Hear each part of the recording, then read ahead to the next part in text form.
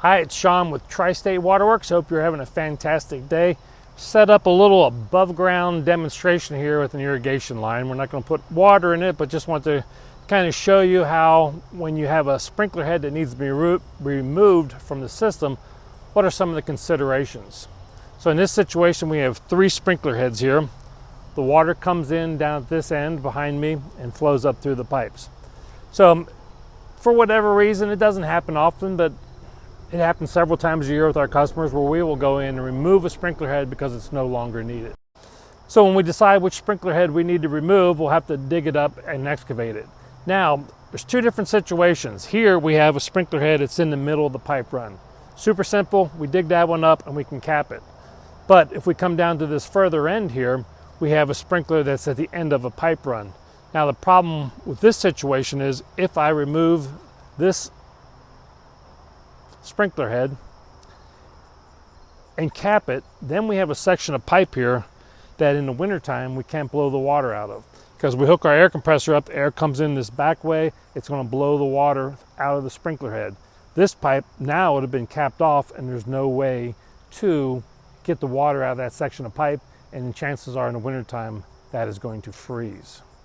So next, let's just take a look at how we take them apart and cap them. So for the first situation, we have a sprinkler head that has additional sprinkler heads downstream from it. So in this case, when we winterize, if we remove this one and we winterize, all the water in the pipe going past here, the water can excavate from a sprinkler head downstream. So in this case, all we have to do is unscrew the sprinkler head. And I'll show you another setup here in a second. There's a lot of different ways these things are set up. But I unscrew this sprinkler head, and in this case it's set on a nipple, so then all I would have to do is find a threaded cap and thread it onto that nipple. Now this is real cool because say something else changes in a couple years and you need to add the sprinkler head back in, although these can be hard to find once they're buried, but you could always come back in, unthread that and put a sprinkler head back on it, or add additional pipe to go into another direction. So that can be done as long as you have a sprinkler downstream from this location so that when you winterize it, you can blow all the water out of the system. Next, we'll talk about the situation when you have a sprinkler head at the end of the pipe, how you handle that.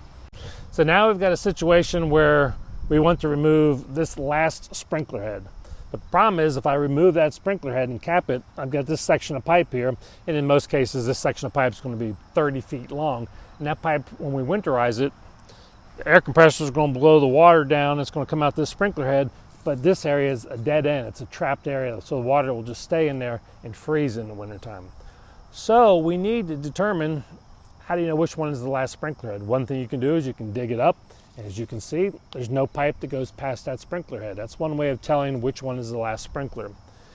The other thing is when you turn on a sprinkler zone, the valve or the sprinkler head that's closest to the valve will pop up first, then the next one will pop up. So sometimes you can just tell visually, like this sprinkler head here would start bubbling water and spraying before this one does because the water is already at that location.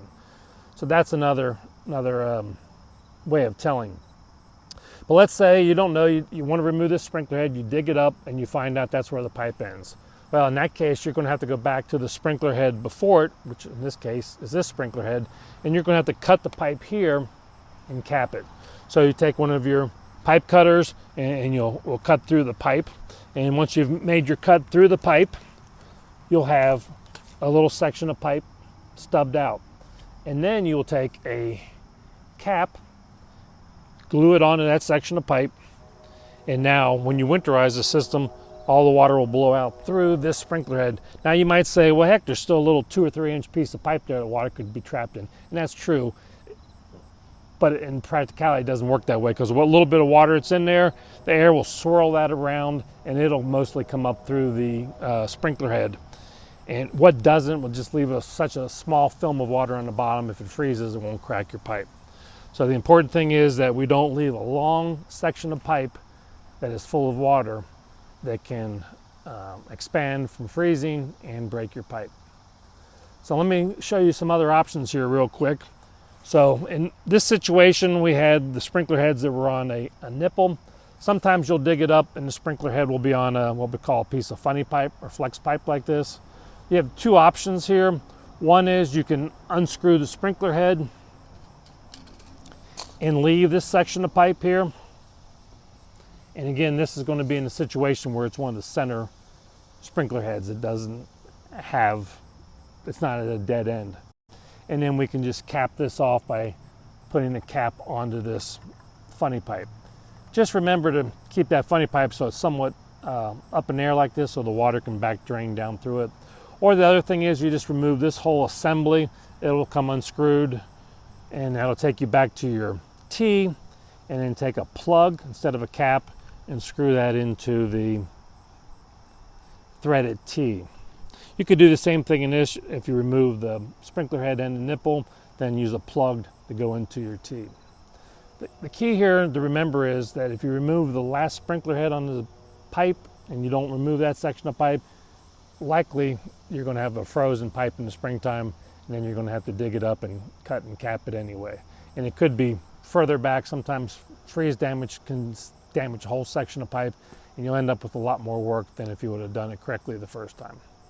One thing I want to show you more of a close-up that we didn't do when we were doing the earlier demonstration is that when you ever use threaded parts on the irrigation system, you need to put Teflon tape around them, otherwise you'll get a small leak. Now, if you, like we just showed, took the sprinkler head off and capped this, it would be a very small leak. It would only drip when the system was running, so it's not necessarily a big deal, but to do it right, you would want to put Teflon tape on. So to apply pipe tape, you just put about 3 wraps. If you're looking down at the fitting, you go clockwise. Then you want to go about 3 wraps. If you go too many wraps, it just builds up too thick of a layer of the pipe tape and doesn't work out so well.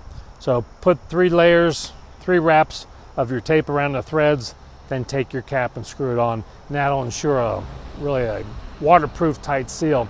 Another benefit of using this pipe tape is that it makes it easier if you have to unscrew it, because if you don't use this, it'll sometimes lock up on you and you won't get it undone. So putting the Teflon tape is always important whenever using threaded fittings on your sprinkler system. Hope you learned something from this. It was great talking to you today. This is Sean with TriState Waterworks.